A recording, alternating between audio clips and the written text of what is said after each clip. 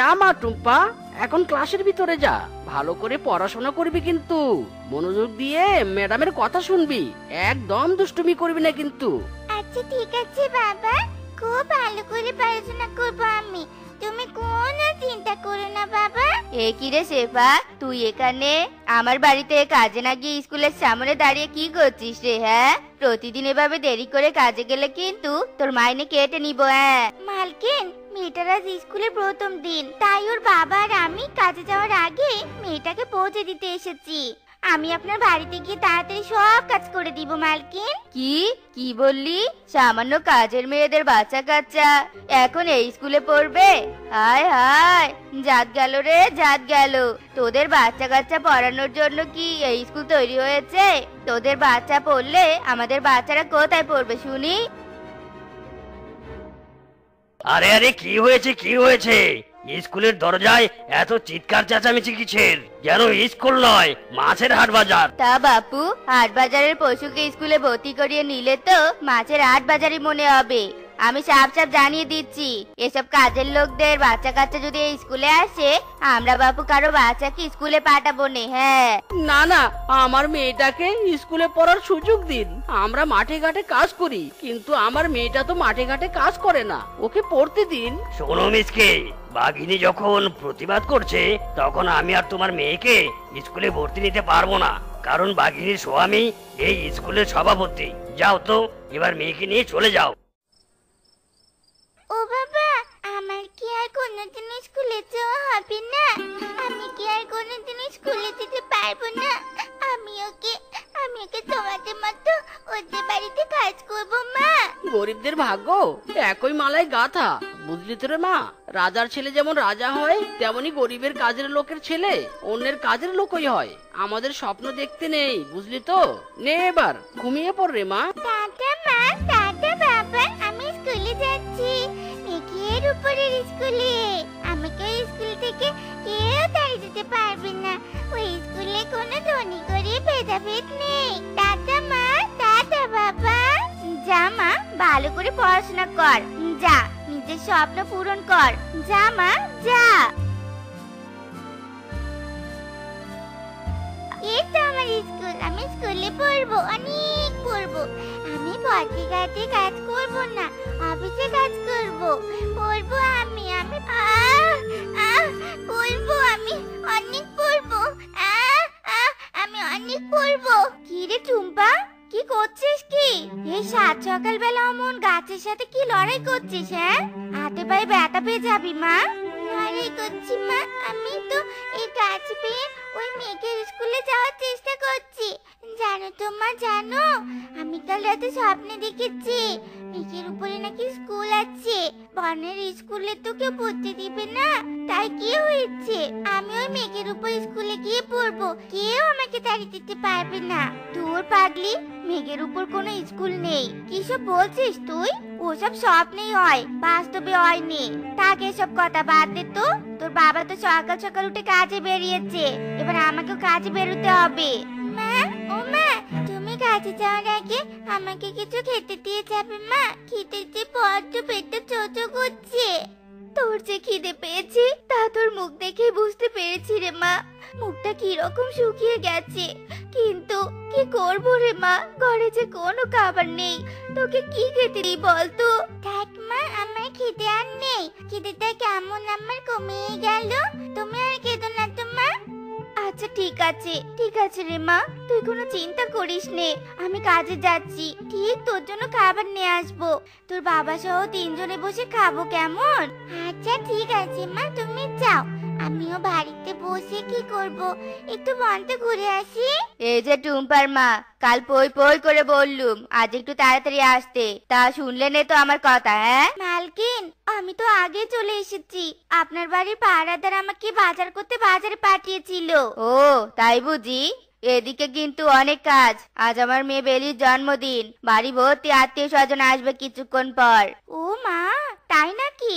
বেলি তো আমারই মেয়ে টুম্পার বয়সী। থাক থাক, তোমার মেয়ের সাথে আমার মেয়ে তুলনা করতে হবে নে। বালাই ষাট, কোথায় আমার মেয়ে রাজরানী আর কোথায় তোর মেয়ে ঘুটো কুড়ানি? ক্ষমা করবেন মালকিন, আমার বলা উচিত হয়নি। ঠিকই তো বলেছেন, কোথায় আপনার মেয়ে আর কোথায় আমার মেয়ে। বাদ দাও সব কথা। শোনো, আজ আত্মীয় স্বজনের খাবার দাবারের ব্যাপারে তোমাকে সামলাতে হবে। আর যাবার সময় আজ না হয় এখানে খেয়ে যেও। আবার দেখো, পাত পেরে আত্মীয় স্বজনের মাঝে আবার খেতে বসে যেও নে। না না মালকিন, কি বলছেন এসব?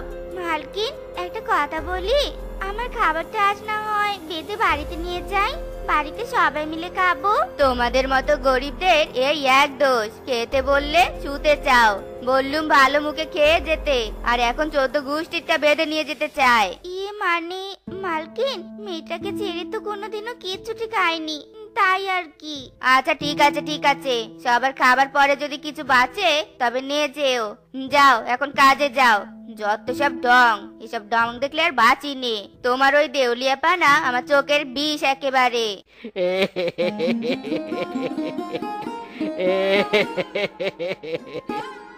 দাদু, ও দাদু, কি গো তুমি?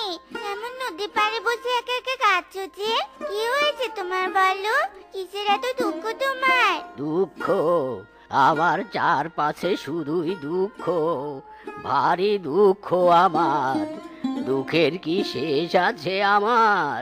তা তোমার কিসের কষ্ট দাদু, বলো আমাকে, বলো না। শুধু কষ্ট নয় আমার, মহা কষ্ট। মাথা গোজার মতো ছাদ নাই, শরীরে বল নাই, কানেও শুনি না, আমি চোখেও দেখি না। কান করে ভো ভো, পেটের খিদে করে চো চো, মরারও নাই জো। ইয়েস, কি যে করি, আমার কাছে তো কোনো খাবার নেই। আমরা খুব গরিব দাদু, তোমাকে যে খেতে সাহায্য করি। থাক থাক, কিচ্ছু করতে হবে না। আমাকে শুধু একটু জল খাওয়াবি? একটু জল খাবো। দাঁড়াও, এক্ষুনি আমি জল আনছি।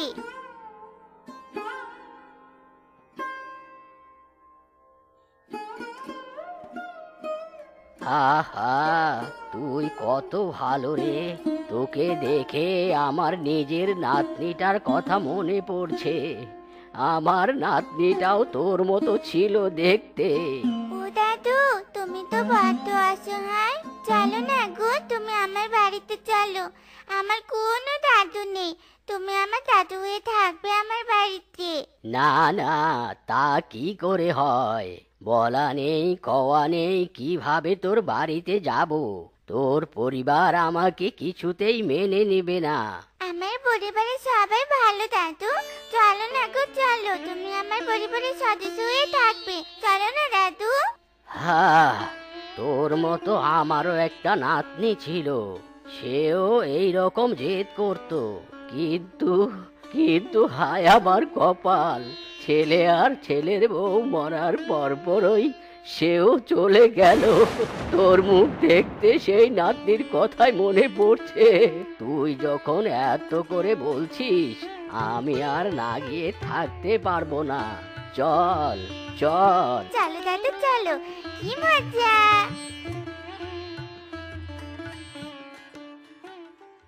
ও মা, মা গো। কি রে, কোথায় ছিলি এতক্ষণ? আমি সেই কখন বাড়িতে ফিরে এসেছি, তোকে দেখতে না পেয়ে বড্ড চিন্তা হচ্ছিল আমার। ওমা, এ কি, তোর সাথে এটা কে এসেছে রে?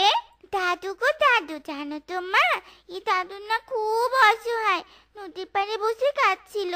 থাকার কোথাও জায়গা নেই, তাই আজ থেকে দাদু আমাদের সাথে থাকবে। কি বলছিস রে মা? আমরা দিন আনি দিন খাই, কি করে আরেকজনের ভরণ পোষণ করবো বলতো? কি হয়েছে বউ? এই বুড়ো বাবা কে? কিরে টুম্পা, কে নি? বাবা, দাদু গো দাদু, এই দাদুটা বড় অসহায়, তাই দাদু এখানে থাকবে আমাদের সাথে। হ্যাঁ, থাকুক না, আমরা তো এমনিতেই গরিব। যা দিন আনি এই বুড়ো বাবা না হয় তাই খাবে। আমরা গরিব, আমরা যদি গরিব অসহায়দের সাহায্য না করি তবে কে করবে শেফা? তাহলে তো হয়ে গেল। আসুন বাবা, আমাদের ঘরে আসুন। টুম্পারে, আজ মালকিনের মেয়ের জন্মদিন ছিল, অনেক খাবার বেঁচে গিয়েছিল, তাই আমি বাড়িতে নিয়ে এসেছি। আয় কাবি, আয়।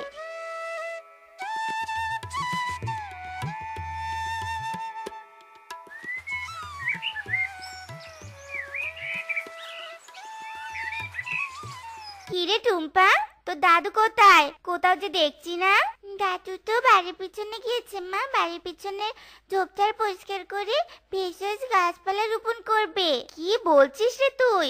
ঝোপঝাড় পরিষ্কার করে ভেষজ গাছপালা রোপণ করবে? ভেষজ গাছপালা দিয়ে কি করবে রে? দাদু বলেছে ভেষজ গাছপালা আমাদের জন্য বড় উপকারী, অনেক গুণ নাকি আছে তাতে, অনেক ঔষধ তৈরি হয়। আচ্ছা ঠিক আছে ঠিক আছে, আমি কাজে গেলুম, তুই তো দাদুর সাথে বাড়িতে থাকিস কেমন? ও শেপা, তুই এসে গেছিস? দেখ না রে, মেয়েটার কেমন হঠাৎ করে জ্বর চলে এসেছে। এদিকে তোর কর্তা বাবু বাড়িতে নেই, কি করি কি না করি কিছুই তো বুঝতে পারছি না রে। আমি বলছি কি, বনের ডাক্তারকে খোঁজ দিলে একটু হয় নে। আমি কি করে যাই বলতো এই মেয়েটাকে ছেড়ে? আমি তো এক দণ্ড বাইরে যেতে পারবো না। তুই বরং যা না রে, ডাক্তারকে ডেকে নিয়ে আয়। আচ্ছা ঠিক আছে, আমি এক্ষুনি যাচ্ছি। টুম্পা, জানিস বেলির না প্রচন্ড জ্বর, কাল ডাক্তারের ওষুধ দিয়েও কোনো কাজ হয়নি। বাঘিনী মালকিন বড্ড অসহায় হয়ে পড়েছে রে। শোন বাছা, আমি তো ভেষজ ঔষধ দিয়ে কাজ করি। আমাকে তোর মালকিনের বাড়িতে নিয়ে যা, আমি তার মেয়ের চিকিৎসা করব। থাক না বাবা, ওরা অনেক বড় লোক, আমাদের ওসব জড়িবুটি কি তারা মানবে বাবা? কেন মানবে না বল? তুই আমাকে কাল নিয়ে যাবি, আমি ভালো ঔষধ বানাতে পারি। ঠিক ওই ছোট মেয়ে সেরে উঠবে। বল, নিয়ে যাবি? ঠিক আছে ঠিক আছে, কাল আপনাকে নিয়ে যাব।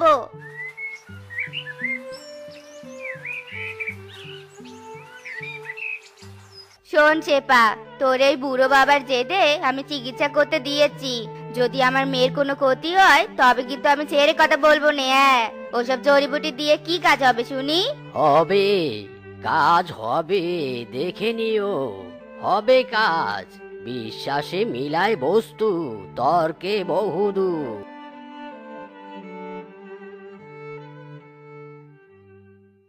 তোর মেয়ে এখন মোটামুটি সুস্থ হয়ে গেছে, আর কোনো চিন্তা নেই। শরীরটা একটু দুর্বল, ওটা বিশ্রাম নিলেই ঠিক হয়ে যাবে। আপনাকে যে কি বলে ধন্যবাদ দিব, রাগের মাথায় কত কি বলে ফেলেছি। ক্ষমা করে দিন আমাকে। আসলে আমি বুঝতে পারিনি কখন কে যে আমাদের জীবনে প্রয়োজন হয়ে আসে তা বলা মুশকিল। তাই কখনো কাউকে অবহেলা করা উচিত নয়। না না বাঘিনী মালকিন, আমরা গরিব পশু, আমাদের কাছে ক্ষমা চাইতে হবে নে। কেন ক্ষমা চাইবো নে বল? গরিব হয়েও যে উপকার তোরা করলি তা কি করে ভুলবো আমরা? শোন শেপা, একদিন তোর যে মেয়েকে গরিব বলে আমি পড়াশোনা করতে দেইনি, তোর ওই মেয়ের পড়াশোনার দায়িত্ব আমি নিব। আমার মেয়ে আর তোর মেয়ে না হয় একসাথেই বড় হয়ে উঠুক। সত্যি বলছেন মালকিন? এতদিনে বুঝি দয়াল আমাদের উপর মুখ তুলে তাকিয়েছেন? সত্যি? হ্যাঁ, সবার উপকারে সবাই আসে, আমরা সবাই সবার জন্য। তো বন্ধুরা, আমাদের আজকের এই গল্পটি তোমাদের কাছে কেমন লেগেছে তা কমেন্টে জানাতে ভুলো না কিন্তু।